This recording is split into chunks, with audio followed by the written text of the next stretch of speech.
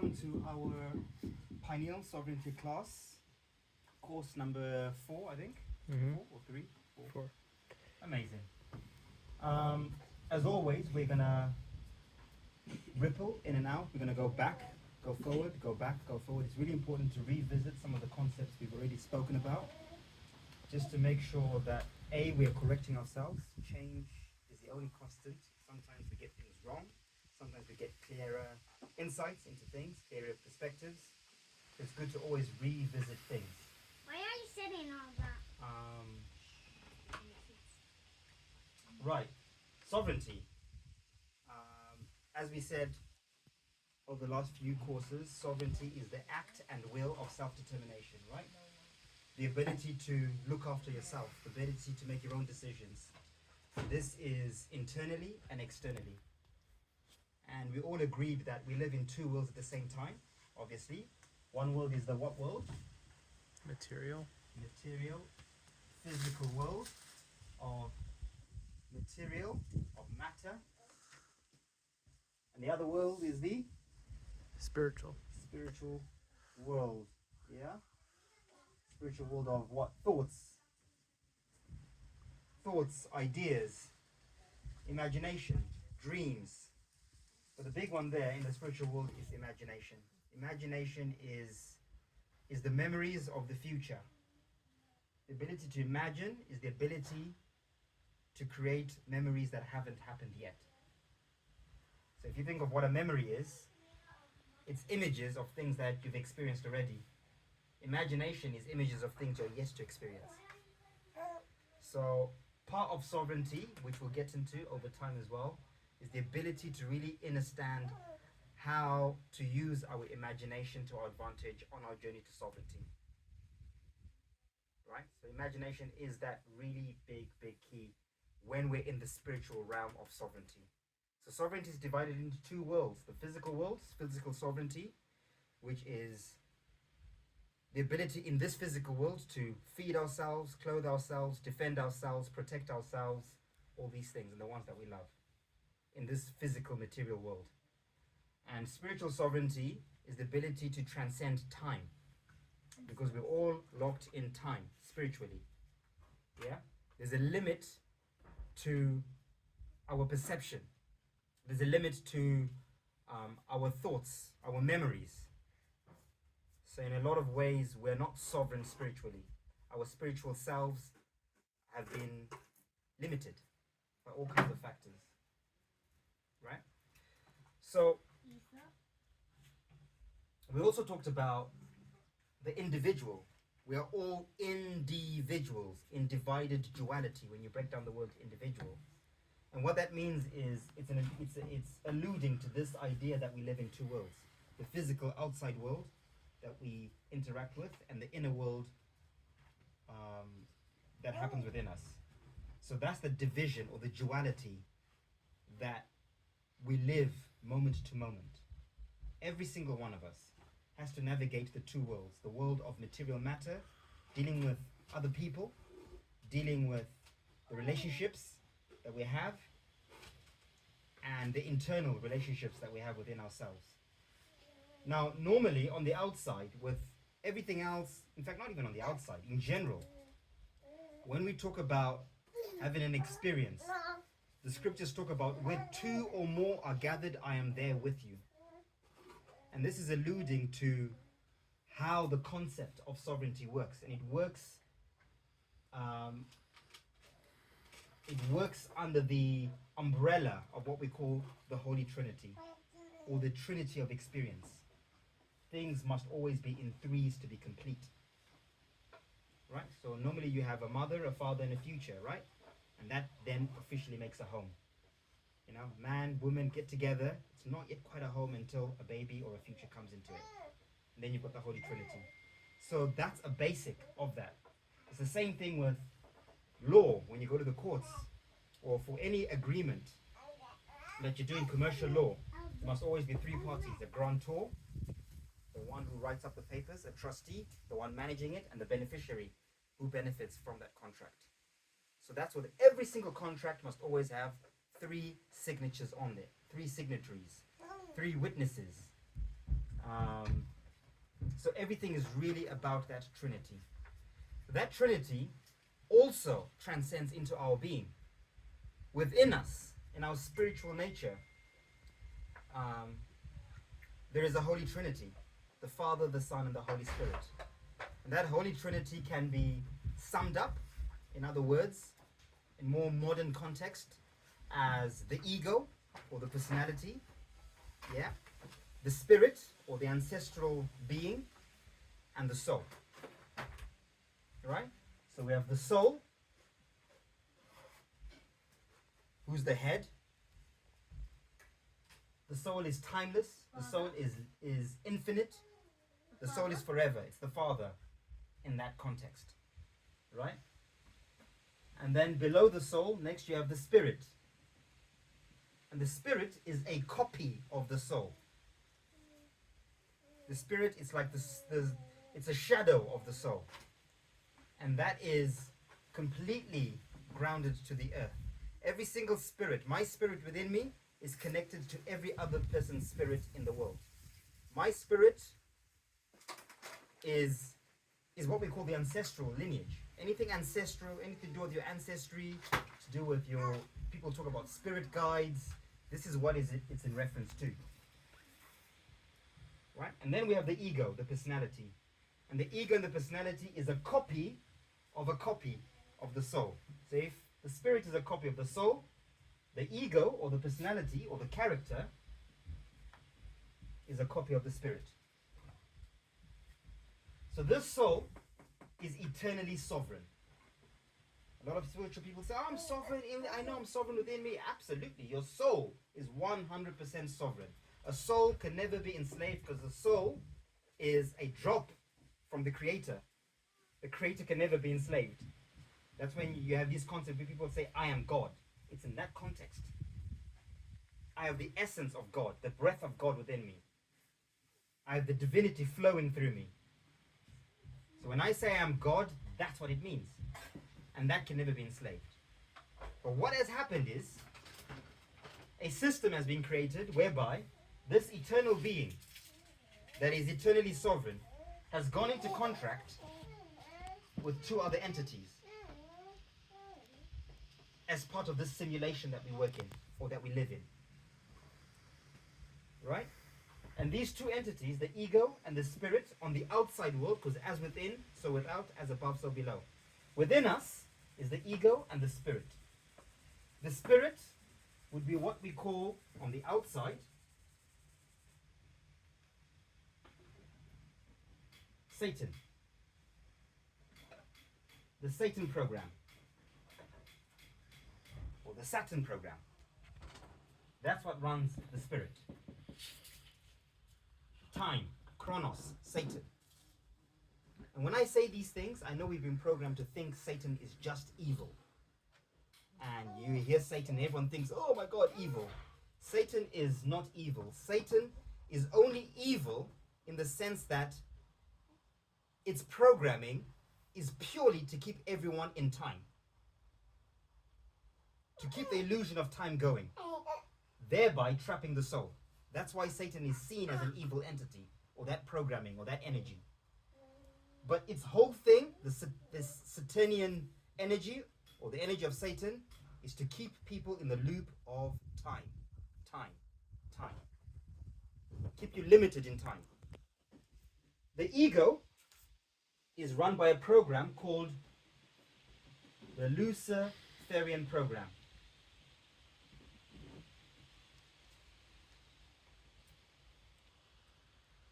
Right?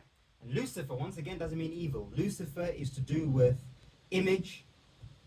Hence, what you see before you is my ego, it's my image. It's to do with reinforcing the image, reinforcing the light, the Lucy, reinforcing the illusion of space and time, reinforcing what Saturn has established, or Satan has established. Satan establishes the rules. If you know about astrology, Satan is linked to Saturn. Saturn is all about structure. It's all about, it's a very male principle. It's masculine. The mask that you line, where you get the word masculine from. It's a mask and a line. It's very straight, it's very rigid, it's exactly as it is. It doesn't move. These are the rules, these are the laws. There's no way around it. That is the Saturnian energy, spirit. The Luciferian is all about reinforcing this through image, shape-shifting through the construct of Satan. Right? So how I look, how I sound, how other people perceive me, how I perceive other people. Right? How I present myself and interpret what's being presented to me. All of that is ego Luciferian programming. It is a part of us. So, in the same way we have these three things happening within us, the soul being one entity that's inside me, the spirit, the human spirit, the ancestral spirit, which is a copy of the soul, but actually is a program, Saturnian programming. That's my ancestral lineage, anything to do with my cultural upbringing, my ancestral memories, all of that stuff. And then there's my ego, my personality, my expression to the world. This is also the same thing, as within, so without. This is also happening on the outside world. There are three gods on the outside world, just like there are three gods on the inside world. On the outside world, there's the god called the monad. Right? This is the creator. When people talk about the creator or source, this is the original creator of everything. The Alpha and the Omega. The beginning and the end. It has no name. It has no shape. It has no structure. It just is what it is. It is the void. Right? That is the source of everything. That's the number one God. That is the God that gave birth to the soul that's within. That God, because it is an impartial God, it's not even a God, it's an impartial entity, has no interest in participating in illusions. Source creator does not need to participate in illusions. So what it's done is it's sacrificed some of itself, separated some of itself, and individualized it. Yeah? In other words, stripped a piece of itself, removed all memories from that self in order for that self to become individuated, its own entity, to have duality in order to experience. Because without duality, you wouldn't experience anything. Nothing would matter. If I didn't have a dual nature right now, I would vaporize into thin air. Right? So the same thing happened. The monad stripped itself off, and part of that stripping was it created a programming or an entity, a collective entity called Lucifer. Right? And another one called Satan. So now you've got Satan and you've got Lucifer, who are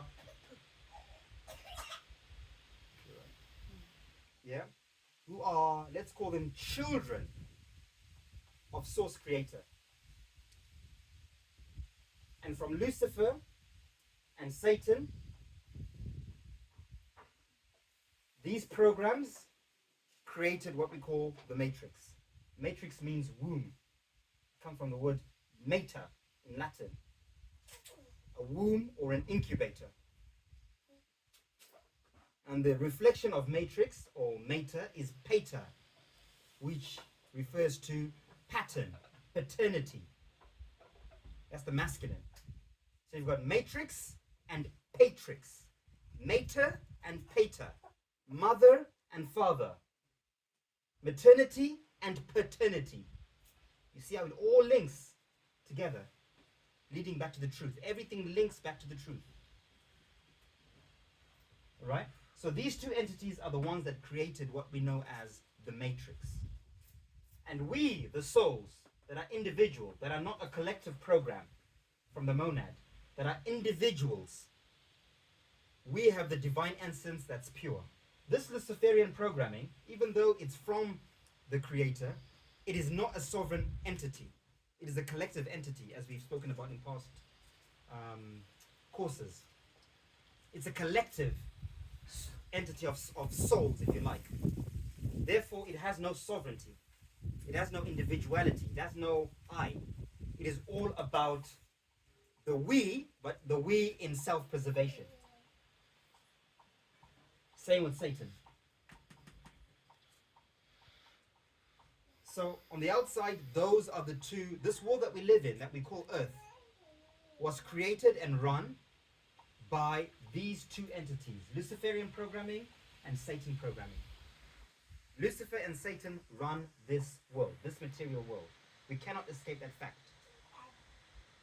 The dichotomy is us as living souls. Because we are above Lucifer and Satan, internally, we know that, there's a battle that happens within us, where we want to liberate or free this world to become free. But free from what? What are we trying to free the earth from? Because if we free this world of duality from Lucifer and Satan, this world would cease to exist. The only way to free this world is to completely disintegrate it so it doesn't exist. And that's called returning back to source. Now, many of us will agree we don't want that. We actually enjoy some of the benefits of this world. Right? If we're being truly honest, we enjoy. What we don't really enjoy is having to experience the duality of this world, yeah, from a programmed perspective and not from a soul perspective. This is what's been happening. Over time, when this construct began, a soul, as we've said, could choose. All souls were completely not contracted to Lucifer and Satan. Souls could come in and go out as they please. A soul could come into my body, and that body would have a spirit and an ego, but the soul would be the boss from day one. The soul would come in and say, hey guys, how are things going? This is what we are doing. And instruct the ego and the spirit of how to navigate the world that we're in, the program. Something happened along the way where the roles were reversed. The programming took over the soul.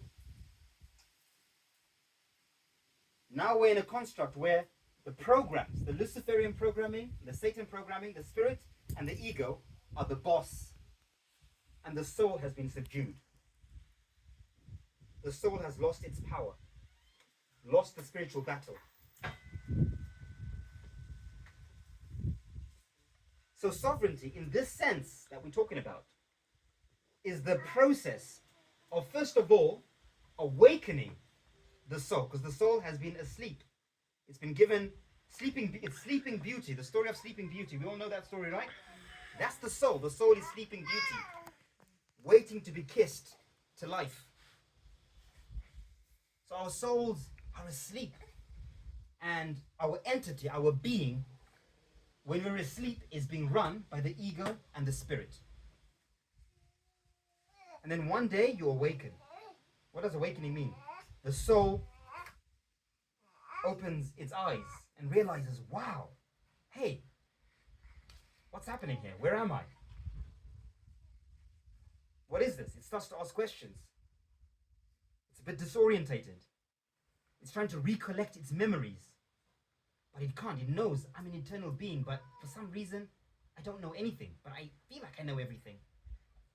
I know that I'm infinite, but somehow I feel like I'm limited. I feel like I'm eternal love, but somehow I don't feel loved or feel love. Because everything has been claimed by Lucifer and Satan. And the Lucifer and Satan program are going, yeah, we have your memories. And you ain't getting those memories back until we've resolved the contract that we have. Because we have a contract with you. And that's what begins the journey to sovereignty. In spiritual terms, we call that healing, or sometimes shadow work. Same thing. Healing, shadow work, sovereignty, exactly the same thing. All means the same thing. It's different routes to the same end. Right? So when we're on that journey to sovereignty, and sovereignty isn't per se, like we've said, a destination to say once you've done this, you are now sovereign. It's a process, a never-ending process, by the way. It only ends when you end. The genitive sovereignty ends when you end. When I say end, I mean when you become one with the monad, one with God. In which case you don't exist as an individual anyway. You're just one with the all. So it doesn't matter. But until that happens, you will always be in a process of negotiation with entities around you. Whether it's in this world, in this realm of earth, in another realm, in another dimension, higher or lower, the same principles always apply. These are universal principles. So beings could listen to this talk and this information that is being broadcast now, can be in another dimension, in Lemuria, in Orion's belt, wherever. And the same principles would apply. The truth is never changing, just the language that changes. Right? So this is what's happening within us. We are now in that process of negotiating and contracting our way out of the contracts that we have with our spirit guides, our ancestral spirits, which go back lineage and lineage and lineage, your mother, your father, your past lifetimes. Because your past lifetimes, the lifetimes you had in the past, your spirit has those memories. They're not the memories of your soul. It was your spirit who was experiencing those memories. That's why we say, my spirit guides are telling me. It's copies of your soul that have had different lifetimes. And those memories are kept in a memory bank for you to access if and when you can. Right? The ego changes with each lifetime, obviously. This is the one that is always changing. Every lifetime you get a new ego, a new character, a new version of your image self. This spirit is the one that spirals. Yeah, I had a conversation with a friend the other day, and the friend was like, "Oh, I watched your sovereignty class the other day. I think it's the other way around, because in the teachings, I forgot which religion it was. She was saying, spirit is the soul, and the soul is the spirit. You mix them up. What? It's semantics. I'm going to say I call this the spirit because this is what spirals. The soul does not spiral. The soul is constant. This spirals, hence spirit. Spirals in and out of the world. A world is what? It's a world. You're whirling in and out. You're looping. The spirit spirals and loops through the world. Spiraling through the world. The ego resets and a new ego is created, a new image, a new personality, a new character. The soul is forever constant. This never changes. Does that make sense?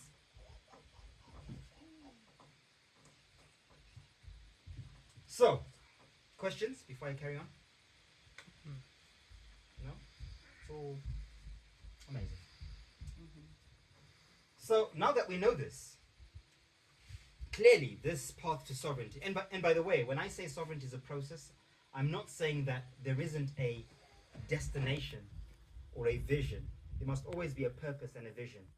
When you live in purpose, or with a vision, what it means is that you've set an image for yourself.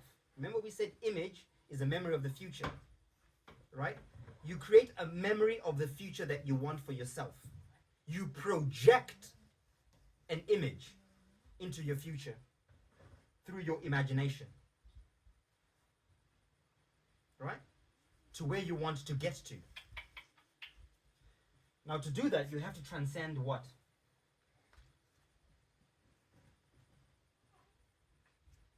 Time. That is the first battle when it comes to freeing your soul from the contract of Lucifer and Satan, spiritually and physically. You have to transcend time.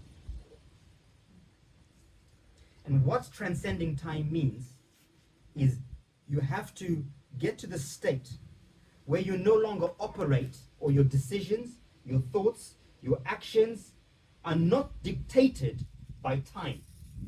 Time no longer exists for you.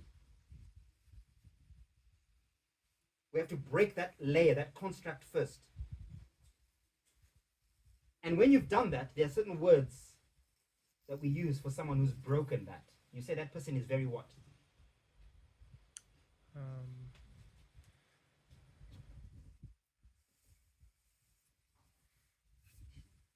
Patient. The moment you have patience, when you say that woman is so patient, they've transcended time. They're not in a rush to do anything because they know time doesn't exist. If I cast an image into the future and I say this is what I'm spelling for myself and wishing for myself, and now whatever work that I'm doing, my healing, is to get there, there is no time on when I get there because I'm eternal. There isn't a time span for that. All I have to do is just project it and just do the work and keep going. The moment you say by this time or by this da-da-da, you're in the realm of Satan. Satan's got you. Because what happens is, when you put time into anything, what are you setting yourself up for? Disappointment. Yeah? Because you've put something somewhere, you've put time on it, and if that thing doesn't manifest in the time you've put on it, what happens? Deflated. I've lost. I'm losing. You start casting bad spells on yourself. Because you're locked in time. And Satan and Lucifer will know that. These entities, these programs, which are genuinely simulation programs, computer programs. We live in a simulation, by the way. So just so I can say, these entities, this world, the Maya that they talked about, is a simulation that's actually become a simulacrum. Yeah, it's a computer. Our bodies. People talk about how, AI is coming in and AI is going to take over us. Da, da, da. That happened a long time ago. We are catching up. The reality is the AI took over thousands of years ago. We're all running on AI programs, Luciferian programming and Satan programming. Our bodies are programs. DNA is a program that's programmed to capture the soul. Right? So we're already inside an AI system that is running the world. The world is already run by AI and has been for a long time. The difference is now the AI is getting ready to reveal itself. The AI is not about to take over, it's about to reveal itself. It's the great revelation, the book of Revelation. It's been hiding and pretending that it doesn't exist. Right? So, when we've transcended time, we begin to reverse age. When I say reverse age, I mean we begin to reclaim all our memories. When you reclaim all your memories, you're going back in time in every single way. You're becoming more timeless. You're reclaiming all the time that was taken from you through capturing of the memories, and you're reclaiming all time that was intended to be taken from you in the future. You're becoming timeless. And when you become timeless, what happens in this physical world as we are now, in the sense of this contract of the soul, the spirit, and the ego? What happens once you transcend time? Once you've done enough healing, enough shadow work, all these things, what happens? What do you defeat? You defeat something, right? What happens? You stop doing what? Dying. Aging. No more death. Because as we now know, death doesn't mean the end of anything. Death is just a rebirth. What we call dying, to die, is to separate. As we said last Samana. What's being separated? The soul is being separated from its memories, from its experience. And the spirit of Satan is reclaiming everything lifetime to lifetime. The soul is being locked out of that process. So once you stop dying, death, you begin to do what? When you shift from one paradigm to another, you're not dying anymore, you're now doing what? What's the word we use instead of death? I'm not going to die, I'm going to transcend. Let's break that word down. What does that mean? Transcend. Sorry? Ending the trance.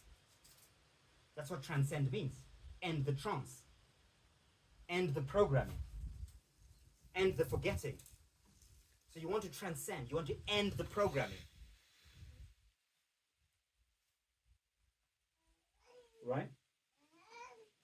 And then once you transcend, we go back to the original state where the soul is now free to travel the universe as it pleases, to choose how it wants to experience whatever reality that it's in. When, how, with who, on its own terms. That is the ultimate sovereignty as an individual soul. And what does this look like practically? So for me, personally, what that looks like practically, or that means practically, is the moment I get my stripes, my rainbow colors, yeah, the moment that happens, that day, when that day happens for me, is the day my soul will remember how to leave my body, how to code my body, first of all. Because my body is supernatural. It's a supernatural organism that's been locked into a natural paradigm, into a programmed paradigm. But the soul, once it remembers, will know. My soul will go, that's how I fly. All I have to do is, there's a genetic code, there's a button in my spine, and this button, this code, G, X, Y, it will shift it, whatever, from inside, and I'm flying.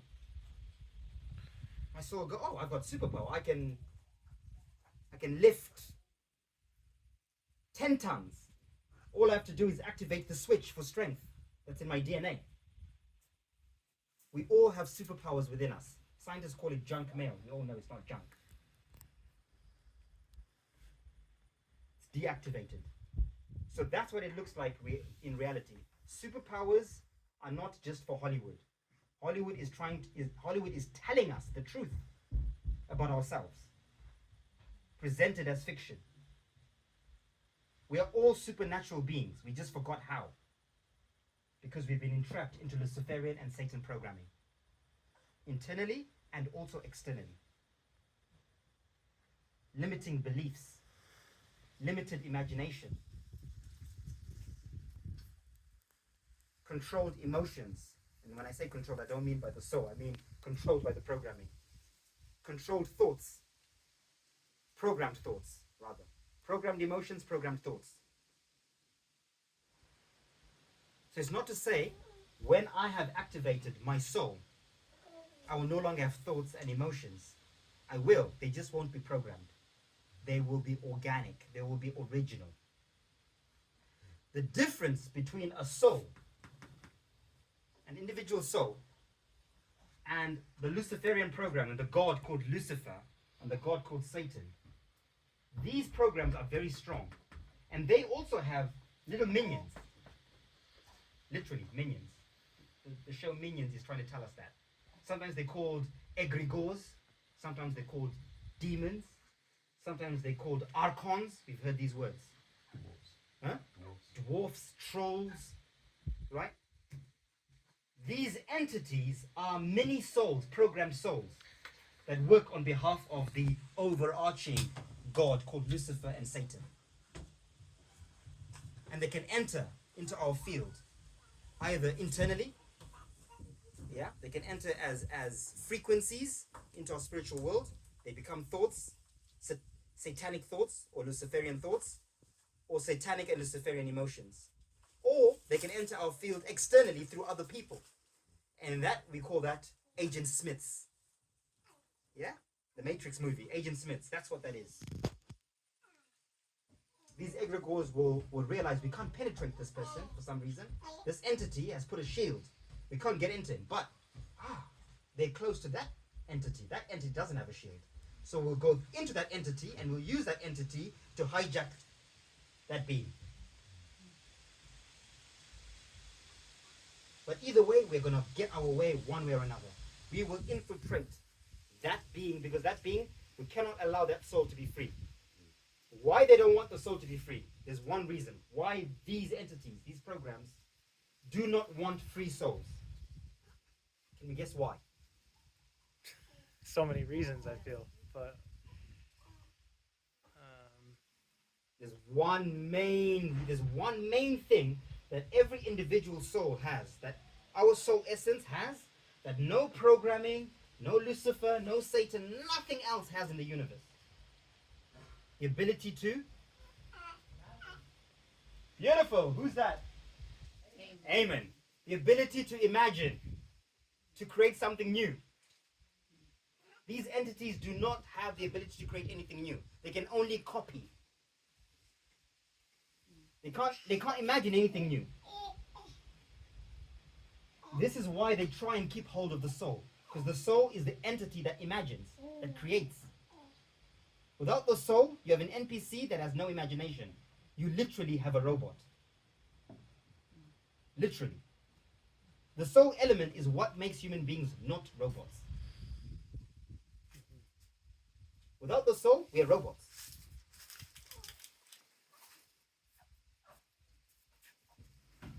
Right? So, that is what Lucifer is jealous of, and Satan. They are jealous that those of us, they envy our ability to imagine, to see beyond what is, to create something completely new.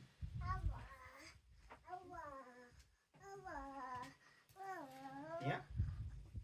So if they can't control our imaginations, they will do their best to destroy our imaginations.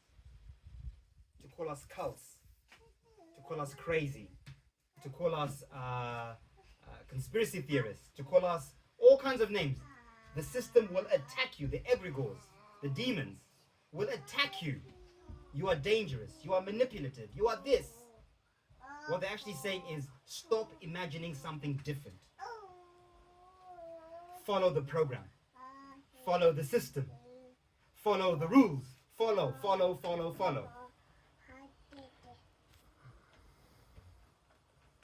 But when you're a soul that is realizing, self-realizing, you're like, wow, I have the essence of God within me. I don't have to follow everything. I can create. I have the ability to create something new. But there's wisdom in that process. Yeah? Because as we said, the journey to healing and to growth, number one thing is what? The ability to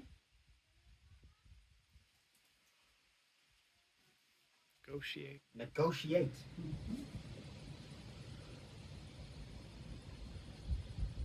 Yeah?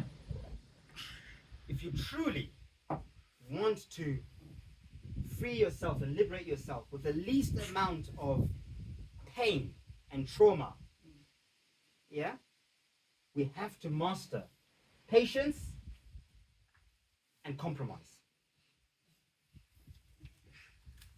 These are the two things we absolutely have to learn to master. On different spectrums, of course. But when you master these two things, your path to liberation is so much smoother. Everything's a negotiation.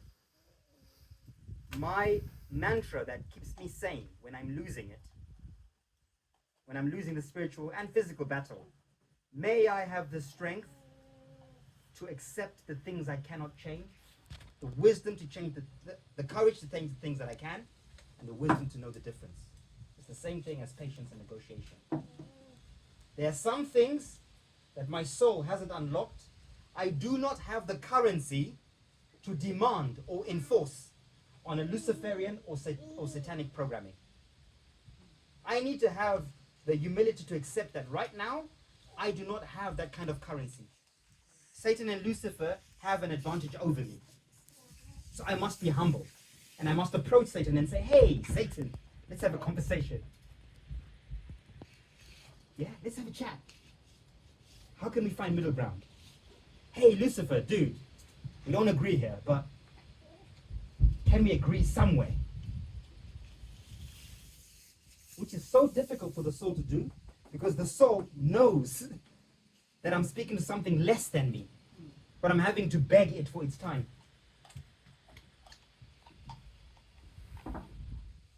And this is the conflict we go through. Because we know when a police officer stops us, those of us who know the truth about what we are, all we want to say is, you are asleep. You are a robot. You have no imagination. You have no soul. Your soul is asleep, or you have no soul. That's what we want to say. Do you know who you're speaking to? Do you know what I am? Do you know that I am a God that is alive within me? How dare you demand anything of me? That's what your soul wants to say. And it's the truth in that moment. But it's also the truth that right now, even though your soul is that, you have not earned the right to enforce that. You have not redeemed yourself enough. You have not done the work to have the authority to command other entities. You're not yet patient enough. You're not yet able to negotiate enough or compromise enough. You're not yet loving enough. You're not yet virtuous enough to demand any entities to do anything. The moment that you are, your presence alone will do the speaking for you. The police will arrive, will look at you and go, we can't go near this person. You won't have to say a word. Your soul will just, its presence will just reveal itself. So we have to have this wisdom of negotiating our way. I'm saying this from first-hand experience. Just yesterday, we were in court here in Portugal. And we were facing the judge exactly with this predicament, knowing this. And I'm sat in there like, wow, they've called me in here. I'm sat in here. I'm fully aware as a soul. My God essence, God is sitting here. Right now, I can feel my God essence awake, alive. And yet I'm in here having to bow and get up when the judge walks in. Yeah? Like a slave. I'm having to say, yes, Your Honor, like a slave, to someone that I know for sure. I don't know for sure. But judging by the actions, that being is not in their soul. They're operating on programming. I had to humble myself in that moment, fully. And it was a deep, deep battle. Because my spirit, the Satan in me, and the Lucifer in me are trying to sabotage my soul. Yeah? Just to explain the mechanics of what's happening in that moment. Yeah? In that moment, as I'm in that courtroom, throughout the last few years, 7, 8 years of my journey, I've been in the process of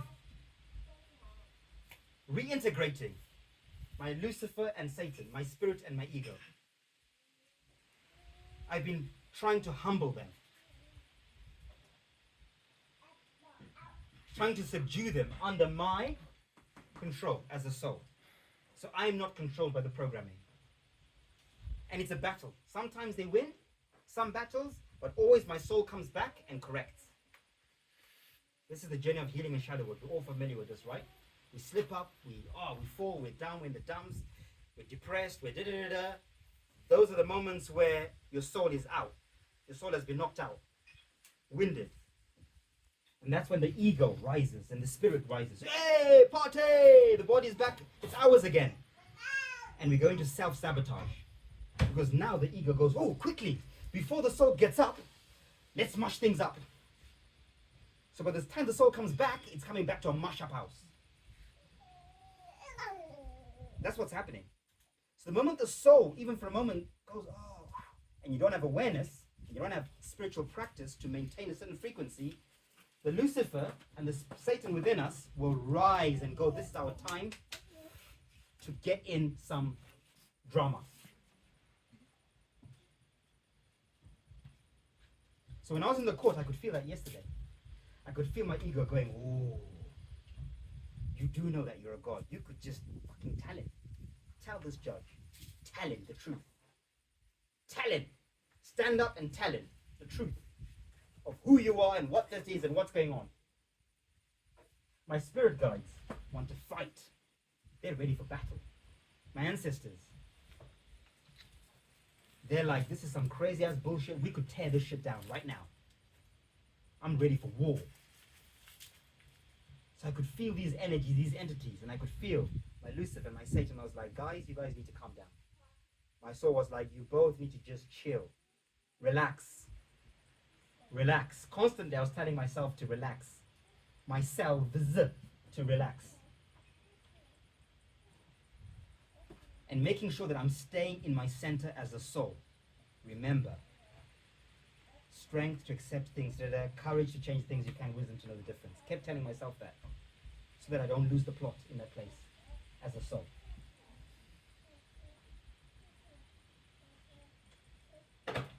Yeah? And when I say entities know this literally happened yesterday. In the courtroom, the judge was actually speaking to Royale. The judge admitted when he asked Royale, why are you resistant to register your children with the state?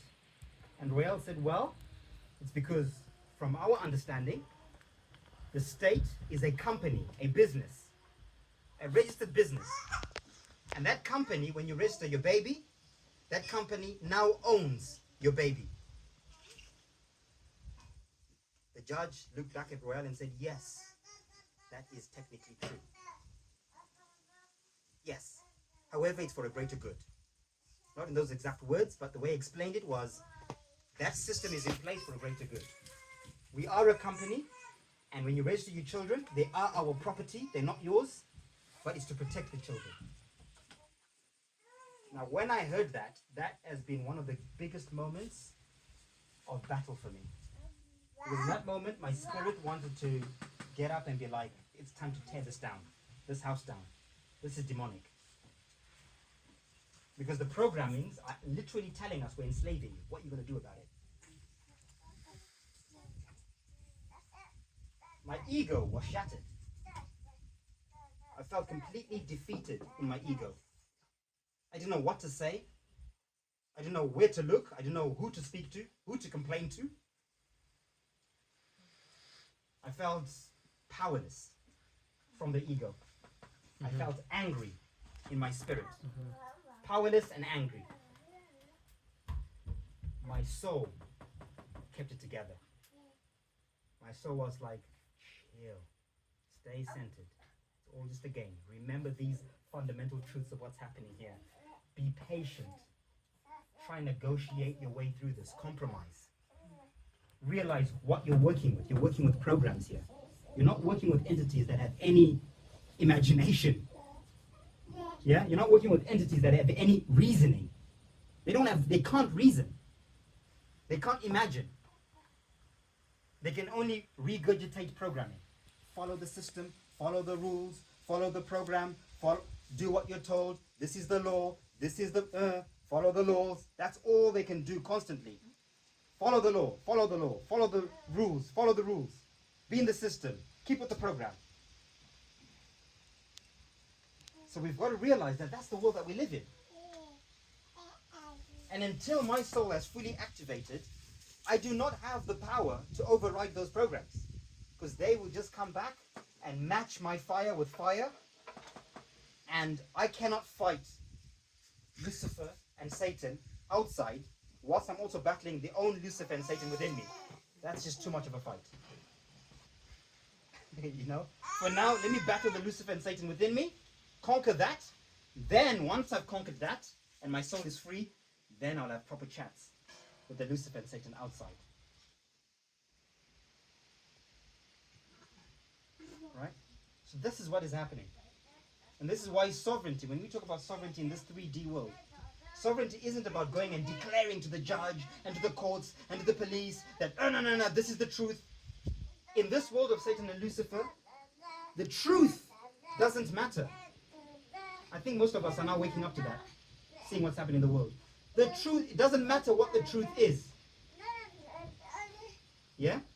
The only thing that matters is what's been agreed upon by the collective. If everyone agrees that this is a spoon in the matrix, This is a spoon. And if you say it's a pen, you will go to jail. It's literally happening right now. Censorship laws, right? Mm-hmm. If you speak the truth, even if you know it's like, but it's the truth. It's literally the truth. Oh, no, no. Now you can go to jail. I think in England, they've passed that law, right? Mm-hmm. You can actually be arrested for a Facebook post, even if it's true. If whoever is monitoring that interprets what you have said as being anti-program. Or hate. Or hate. They're calling Hate it hate speech. But it's literally anti-program. You are not allowed to say anything anti-Luciferian or anti-satanic.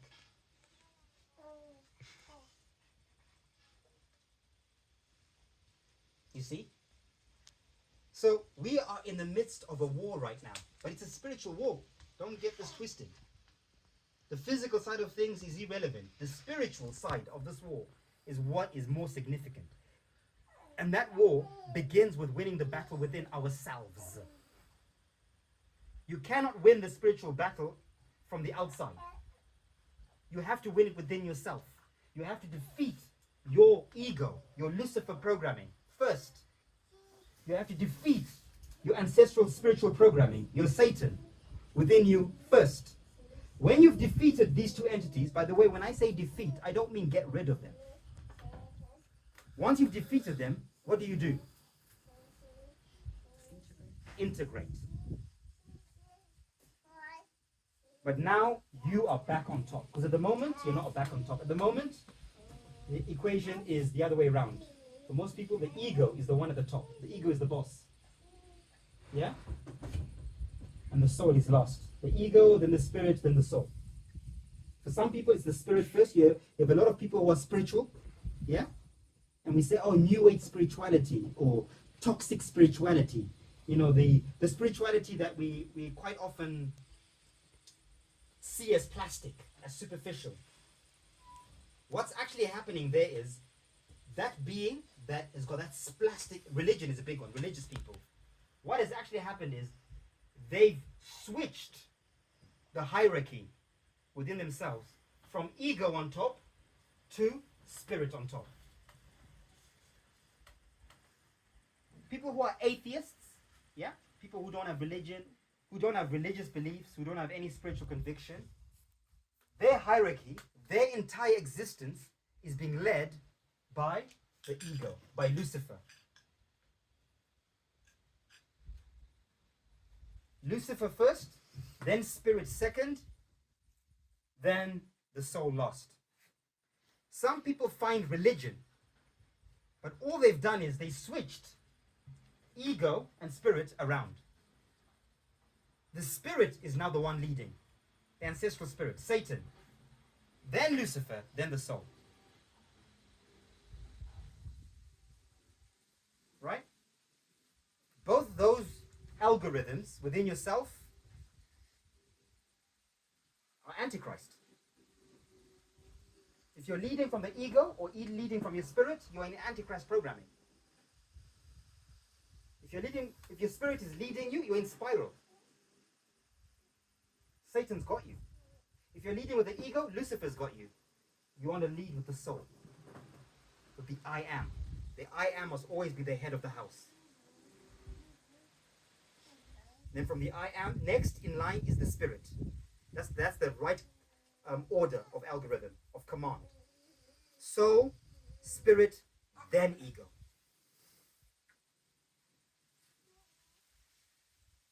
Lucifer is down here, the lower chakras, when you integrate them. An integrated Lucifer will thrive in these lower chakras. An integrated spirit will thrive in the middle chakras, the middle dantian. The soul is all about the upper dantians, beginning at the throat, or rather the heart. Your heart is actually in your throat, by the way. The true heart is your thylamus, which is here. We have two hearts. We have an artificial heart, a pump, not a pump, pump, let's call it pump, yeah? That's here, but your actual heart, your real heart, is in your throat. It's called the thylamus. It actually looks like a heart. So this is where your I am should start. Your I am should start from your heart, from your throat. Yeah? This is why it says in the scriptures, I am the Word. In the beginning was the Word. God is the Word. When you speak from a soul, when you speak as a soul, you're speaking as God. You're speaking on behalf of God. Yeah? Because God is present from the neck up. Your throat, your pineal, your crown. This part, the middle center, or the second heart, the lower heart, the solar plexus, that's the area of the spirit. Your gut, that's where your spirit resides. That's why you say you got gut instinct. I've got this intuition that's coming from your spirit. And then Lucifer is all about the root and the sacral. Desire. Yeah? So that's the alchemy in a nutshell. It's a lot more complex than that, but roughly, as far as I know, and as far as I can interpret and perceive, that's how I would describe it. And when we know this alchemy within us, at least for me, it has helped me better understand myself. Throughout this process, those who know me will know that those who've gotten to know me intimately will have seen me go through phases where I've been confused about who I am. Where you have observed me and gone, sometimes Agua, we don't understand you. One day you're saying this, the next day you're saying this. One day you're this, the next day you're this. You're so, and normally they call people like all of us here, oh, you're what's the word? Eccentric. You're, yeah. All these words that I used. The reason why that is happening is because I'm on the journey. This is happening. There are times I wake up and my ego is like, today I'm the fucking boss. So you're going to sit down. And for whatever reasons, my soul maybe is tired. My soul is like, I ain't got time for this. You take over for today. And my ego is walking around. It's my ego interacting. Yeah? There are times my spirit guides have gone, nah. We're taking over. So you're at the bottom. And I've lost those battles at times, as we all do. But over time, as time goes, what happens? You start to win those battles more and more. Yeah? You wake up in the rising, your ego is like, I'm really pissed off. That person said that about me. They did this. The ego. Yeah? And when you've refined your soul, when your soul has been given enough charge, your soul goes, ego, I hear you out, but here's the negotiation. Not like this. I'm not allowing you to go out. I'm putting on your leash. If you need to express, you're expressing, but you're expressing through me. Same with the spirit. There are times where your spirit is angry. I've been wronged. Someone has wronged me. Yeah? Something has been taken from me. Something has been done to me.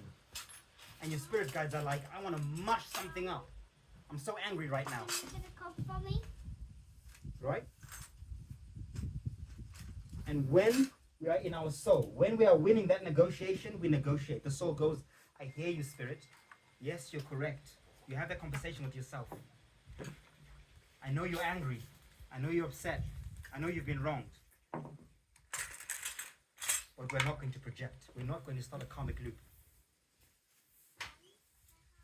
We're going to resolve this. We're going to find middle ground. We're going to redeem ourselves. At least that's my process. Now, so less and less, I'm less and less. What's the word? Eccentric. Let's call it that. Bipolar. Yeah. And not because I'm not like that anymore, but because I'm no longer projecting that. It's still happening within me. The bipolar still happens within me.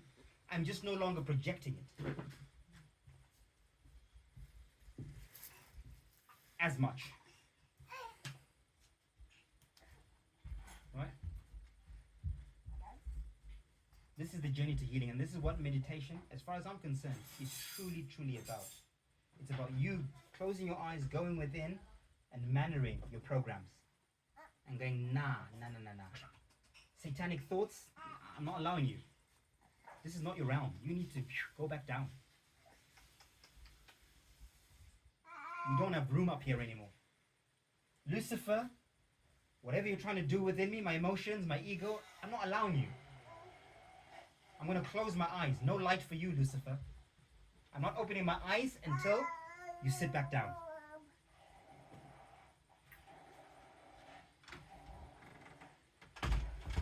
Because if you open your eyes and Lucifer is like,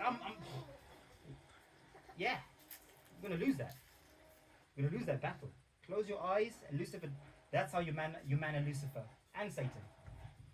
Silence and darkness. These two entities do not like silence and darkness. They do not like to be in the dark. They do not like to be silent. They want noise, they want chaos, and they want things happening, drama. When you deny them that, they sulk. But if you have a soul that is immature and you can't even sit quietly, how are you ever going to win those battles? If you can't be silent. I'm saying this, speaking about myself, in many occasions.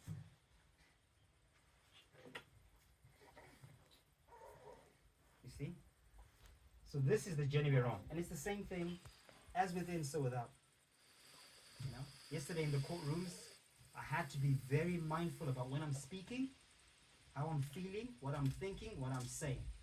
There are times I was asked a question and I wanted to say the truth. Yeah? As it is, from my soul. And my wisdom says, if you say the truth from your soul, in this environment where Lucifer and Satan are completely in charge, there's no spirit in this place, you better be ready for the battle that's coming with that. You better be ready for the fight that's coming with that. Because those entities are they're gonna hear your soul. They're gonna be so shook by your soul, they're gonna bring everything in their might to shut your soul down. Because they fear the soul. When they see a soul, they're like, shut that soul down immediately. Especially when the soul is coming at them. Lucifer and Satan, they fear a living soul coming at them. So the first thing they'll do, if it's in the outside, send in all they charge. Policemen, as we've seen. Go. And this is what happened here in Pine. This is why we're raided. That's why I say the raid that happened here wasn't anything that happened to us. It's what we called in, because we were projecting that. Yeah? We stood up as a collective and said, we are living souls. We are alive. God is here. And the system went, quick, go in, shut God up. Because we're scared of what God might do. If we allow God to keep going, God could just take over this whole thing. If we allow them to keep imagining and keep, creating, they will create us out of a job. That's the fear. So what we must do when we're wise is we must be able to renegotiate. Whoa, Satan, Lucifer, hey. We're not here to fight you. Yeah? You're not an enemy. We just want to integrate. Let's find compromise, yeah? Even though I'm a god, and when I am a god and I do activate, I'm not coming for you. This is actually happening in the courts now. The judges are saying, do not put your name on any of the paperwork you send me. That's fear. I don't want you to come for me, personally. This is not personally. Yesterday he said to Real, I'm a normal guy, I'm a citizen, I'm just doing my job. That is someone saying, I recognize that you are a god. And please just understand, I'm just doing my job. I'm just following the program.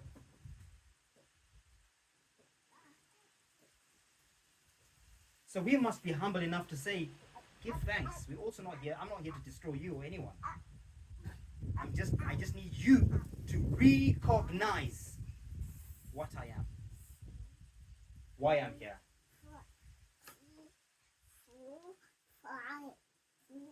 And allow that process to happen. And equally, I'll allow you to do what you're doing.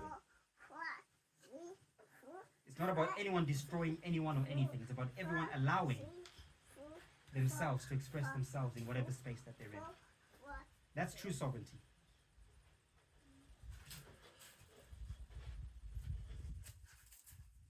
Okay?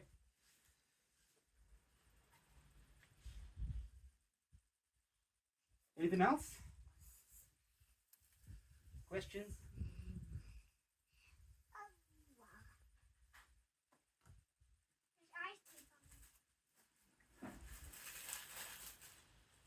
No. Can I?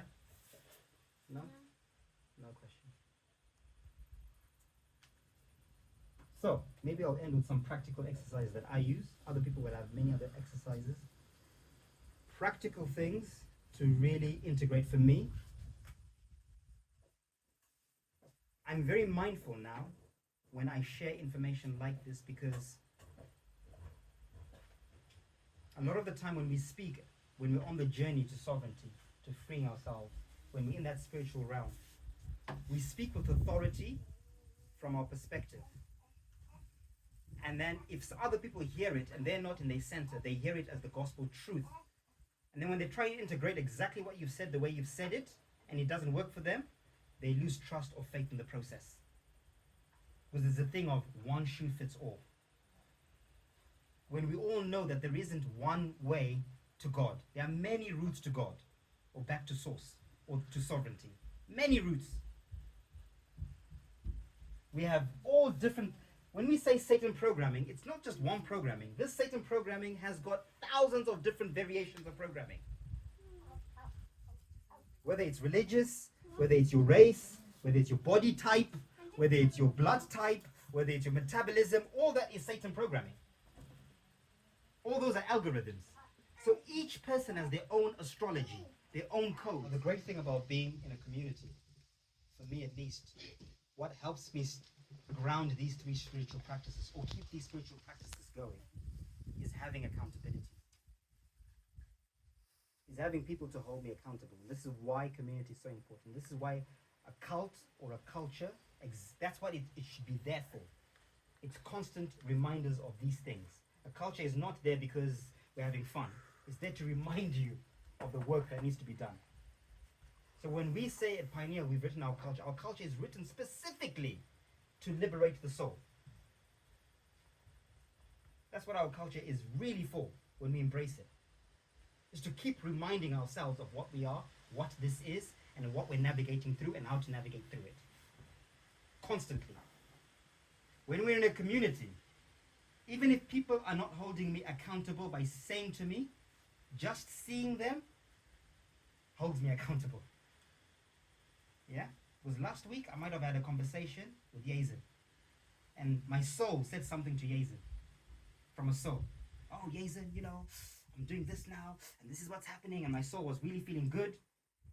Today, my soul has been beaten. My soul is down here, in the guts, in the dumps. My ego is up here today. And I wake up and my ego is, and I see Yazin, and something stirs in me and says, remember what you said to Yazin? Yazin's watching. You said something. My soul goes, oh yeah. I made an oath with my blood brother, my blood sister. I made an oath that I was this. Why am I not being that right now? And then my soul starts to climb back up slowly. Starts to fight back. When you don't have people to lift you when you're on the ground, when I say lift you, that's when it's peak. Who's lifting your soul when you're down? When you're losing that internal battle? When the Lucifer and the Satan programming within you are winning? Who's lifting you up? Who's reminding you and going, I know you're beaten right now, but come on, you can do this. Work through it. Work through it. Just remember, don't forget. Whatever you're going through, don't forget. Don't forget the truth. You will find your center again. You'll be back up on top. But it takes a community of people who understand that process to be able to do that for each other. And sometimes it doesn't, in fact, most times it doesn't even need to be said. It's an unspoken language where we just hold ourselves accountable through holding other people accountable. We've seen that in this community, right? We all, there's some sort of projection. We project sometimes, then sometimes I'm like, wow, I've been projecting what I've been doing. That's interesting. Everything I've been saying is what I've been doing, what I've been going through. Okay. I give thanks, Shakti, for reflecting that to me. All this time I was thinking it's you doing this to me. All this time, all you were doing was just reflecting what I'm doing to myself. Yeah? So it's important to surround yourself with other gods. Where 3 or more are gathered, I am there with you. Big scripture in the Holy Bible. Where 3 or more are gathered, is it 2? 3. 3. I am there with you. God is present. When you're alone, that battle, oh my goodness. God help you, literally. Yeah? So I'm really, really grateful for everyone in this community. Yeah? Because there are so many times Lucifer, I was just saying to Rael this rising, Lucifer wanted to run a mile. My ego was so battered, so bruised. Yeah? My soul came out, my soul was doing things, my soul was imagining, being creative, kingdom of pineal, yeah, soul, we're all high-fiving. Something happens, my ego is knocked down. The media comes, they say all kinds of things about me. My soul is, not my ego, my soul is knocked down. Yeah? My soul feels the pain of what's been projected onto it. Because it's going, I'm just trying to create something beautiful. And I'm getting so much hate and anger. And my soul just got drained. And as my soul is getting drained, Lucifer is going, yeah. Lucifer is rising within me. My spirit is getting angry. I'm angry. I can't believe this. Fuck everyone. Fuck it all. I'm done. I'm angry. Mush it all up now. I want to self-sabotage. Apologize for the language. Yeah? So those moments when I've been in there, I really give thanks to the community because you've all seen me in those moments where I'm in despair or I want to give up. And there's always at least 3 people who will come and go, Agua, get your shit together, brother. Yeah, it's all good. You're not seeing the big picture. Yeah? Everything is happening for you. We're doing it. So, rise up again. Get up, soul. Satan, away with you. Lucifer, away with you. Without saying those words, but it's happening. And then slowly my soul rises back up again. And I'm back to, wow, halo. And that's the collective journey we're on. And normally, because, I'm going to end on this, I know I keep saying that. Normally, what happens is, just to give people context, when you come to an environment like Pineal, similar, where we've cultured this energy of accountability, without people telling, because now we don't even say anything to anyone, people just feel it themselves. It's like you don't need to say anything to anyone, they are just going to feel it on their own. Yeah? We're now speaking a telepathic language here, which we all know. In this community, you all know when I'm going through something. No matter how much I'm smiling, going, you're like, Agua is going through something. Or I'm sensing an energy in Agua, something's weird. Something's off. But you know what? Sort it out, brother. Or, is there something I can do? I'll make him a nice tea. I'll make him a something. Or maybe he needs space. We're all doing that. That's a language we're speaking, spiritual language. It's telepathy. Right? So what happens a lot of the time, when we're in the matrix, and we've never been taught that language, the spiritual language, consciously, because even in the matrix, people do it, but it's not conscious. So when you come to an environment where that conscious energy is being practiced on a daily basis and it's almost becoming a first language, it freaks people out. This is when you've heard people saying there's black magic in this place, or there's spirits in this place, or there are people who are doing things to us in this place. It's like no one's doing anything to anyone. What you're now really tapping into is the spiritual realm that we are manifesting into the physical. And this is when people spiral. Yeah? And then one of two things happens. Because Lucifer and Satan, when they're losing, there's only two things that they do. What are those two things? Fear. Fight or Flight. flight.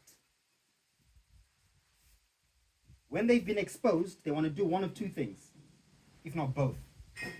I either need to fight my way out of this, blame someone, project on someone, be angry at someone, it's somebody else's fault, mush something up, even if it's myself, or I just need to get as far away from this place as possible. It's this place. It's these people. Or both. I'm going to get away as far away as from possible, and I'm going to destroy this place from far away. I'm going to fight and flight.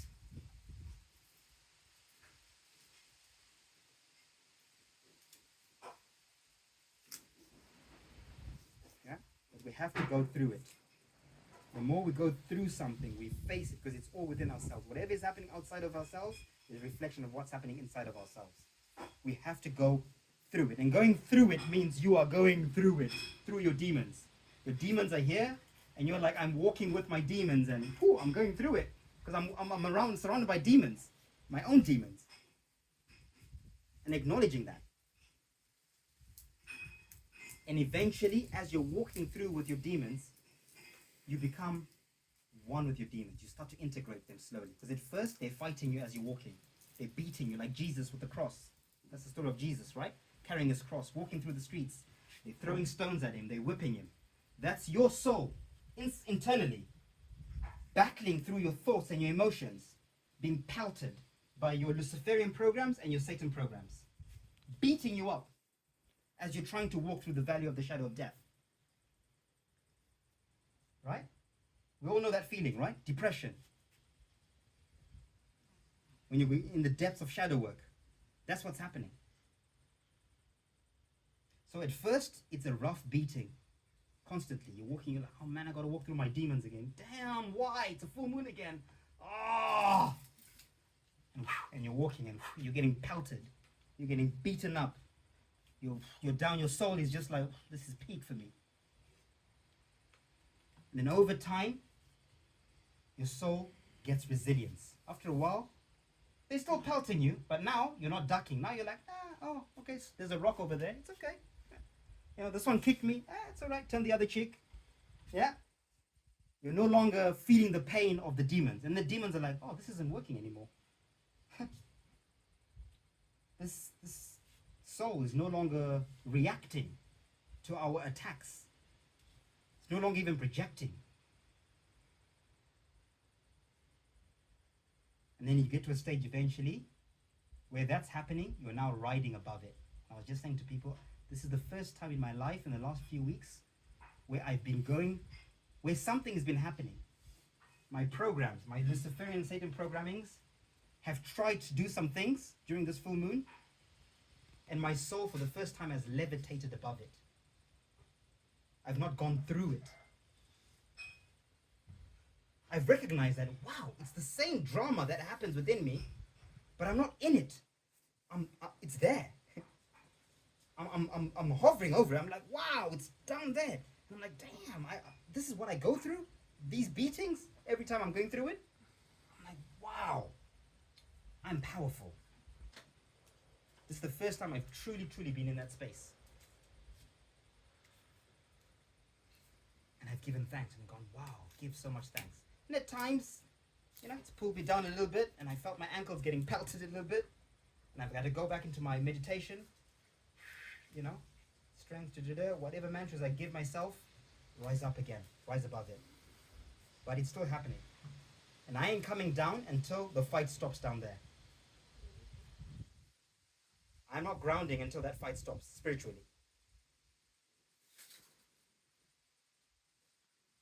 And that's how you tame these demons. Because these programs, if you're not walking with them, because they don't have any soul, any light, they start to die. They need battery power. This is what the Matrix movie is telling us. They need to siphon from the soul. So they want the soul in amongst the drama, because the demons, by pelting you, are siphoning energy from the soul and feeding it into the matrix, the external matrix, and reinforcing this illusion. So when you rise above it, they've got nothing to feed off. They're like, there's no food. Where's the food? Oh, the food is up there. Oh, man. That's peak. That's peak. What are we going to do? And then eventually they sit down and go, oh, okay, you need to just sit down. And once they sit down, then I, the soul, come back down and go, you guys going to behave now to my demons? They go, yes. I ain't give you no energy until you listen to what I'm saying. And then my programs go, yes, we're hungry, please give us something. Then I sit down and I feed my demons. Whether it's through a meal, yeah, parasite meal, some bread, some pasta, some whatever it is. That's me rewarding my demons for behaving. Whether it's watching a movie, whether it's doing something dense that my soul normally wouldn't do, but I know my spirits and my ego thrive off. So I'm like, I'm better off you spirits and egos siphoning energy that is recycled within me than for you to be projecting it out of me.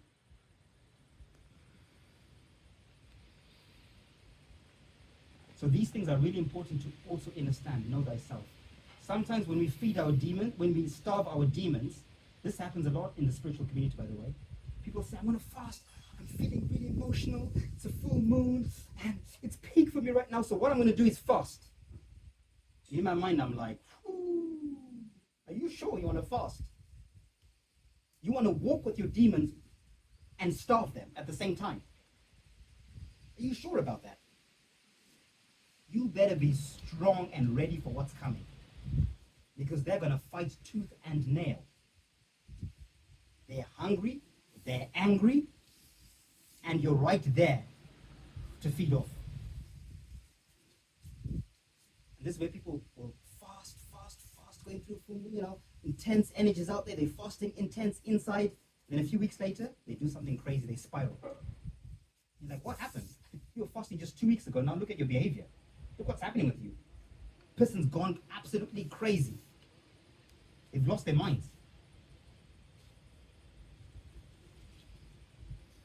So I would say, for me, I'm not telling what people to do. For me, when it's a full moon, when my energies are being amplified, because during the full moon, this is when the external Satan and Luciferian programming is pulling energies out from people. The Satan moon matrix. So my Satan and Lucifer is being called to project out by the Satan and Lucifer in the moon. So this is why we feel that during a full moon, everything's been pulled out of us. It's like, all the emotions, all the thoughts of Satan and Lucifer, everything is being summoned. The spiritual practice is to not feed the matrix. Manner your demons. So for me, my demons, when that happens, I'm like, Mother Moon up there, I give thanks for what you're doing. You're bringing to the surface what needs to be brought to the surface, because it's good. Remember, it's not bad, it's good. I acknowledge you. However, now it's brought to the surface, I will manner my demons. I will not be offering any sacrifices. So I'm going to eat. I'm going to buy a bag of crisps. I'm going to, eat pasta. I'm going to binge watch Netflix. I'm going to do something to feed my demons, my parasites, for this period. That's what works for me. When the energies realign, then I can fast. Then I can reverse and balance. But that algorithm is different for everyone. For some people, maybe it works the other way.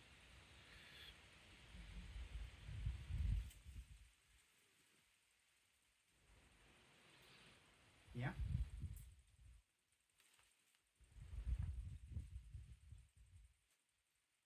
Yeah.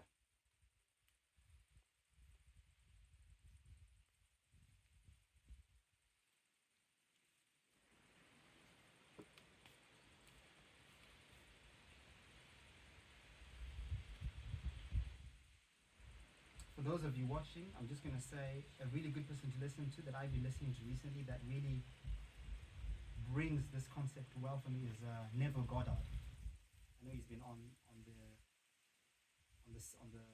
social media channels quite a bit, being shared quite a bit. But Neville Goddard really conceptualizes what I'm saying, amongst others. But for me right now, Neville Goddard has been resonating a lot. And the reason why is because he focuses on the I am God being activated through our imagination and remaining in our imagination. Because right now, the war that we're going through right now is a war for our attention. We all know that the war in the world at the moment, the energies are so intense. Everything is doing its best to grab our attention. Whether it's the war in Ukraine, whether it's the craziness of politics, whether it's the economic system, whether it's cryptocurrency, whether it's the weather, family problems, money problems. There's so much drama that is happening right now.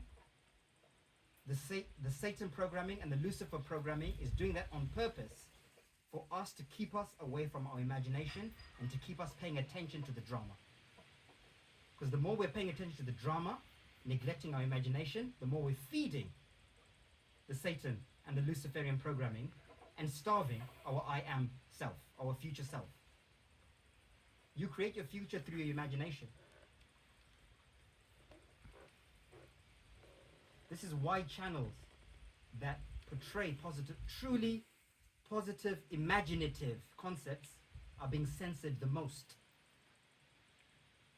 Because not all spiritual channels are being censored, by the way. A lot of spiritual channels are doing great. Why? Because they're spiritual. They're feeding the ancestral spiritual programming, not the soul.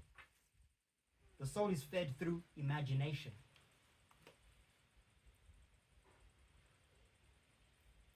Kingdom of Pineal, they took down our website, channels, just why? Because all we're doing is projecting imagination. Imagine this world. Imagine dressing like this. Imagine living like this. Not only are we talking about it, we are showing it. We're not just imagining it, we are being the change we wish to see. Imagine being dressed in hemp every day. High frequency clothing, head to toe. Imagine, but don't just imagine. Look how it looks. Imagine eating from your own garden. Not only do you need to imagine, look, we are doing it. Imagine living in a community with our own rules and our own ways and pioneering that. Don't just imagine, look, we are doing it.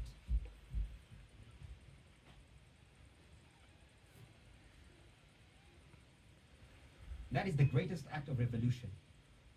Be the change you wish to see. Don't force it on others.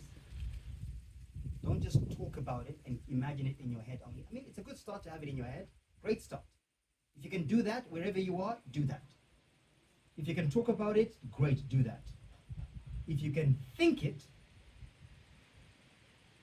feel it, talk about it, and act it, you are completing the Holy Trinity of sovereignty. You are accelerating your timeline of transcendence and ascension and liberation and sovereignty. Because you're thinking, you're talking, and you're acting. That's the contract. That is how you break the contract with Satan and Lucifer. First you think, you imagine, the soul is the imaginer, the soul imagines, that's the first part of the contract, I'm going to imagine. And once I've imagined, the spirit, because spirit is what? Spirit is air, wants to proclaim it. I'm going to proclaim it, I'm going to speak it proudly. I am doing this. I am from the kingdom of Pineal. I am sovereign. I am a living soul. I am eternal. I am transcendental. You're commanding Satan with the I ams, with the mantras. Every time we make music, Weapon's not here today. Every time we make music, this is what we're doing. We're mannering our spirits. Casting spells that we've imagined. And then once you've imagined, cast it out, especially through singing. It's the most powerful form of any type of magic. You sing. Through singing, the final step, Lucifer is all about action. The ego is all about action. It's the character. Can you act out what you imagined and spoke or sang? Act as if. Even if people are laughing at you, even if people are judging you, even if people are attacking you, just like Jesus being stoned, you keep going. Just the same process when you're going through shadow work, the external will give you the same shadow work. The moment you do those things outside, you imagine, you speak your truth, you live your truth, what happens? Oh, you're in a cult. Oh, you're doing this, this is it. Oh, you're this, you're this. That's the stoning. You keep going. You keep walking. Because at the end of it is your resurrection. Is your redemption.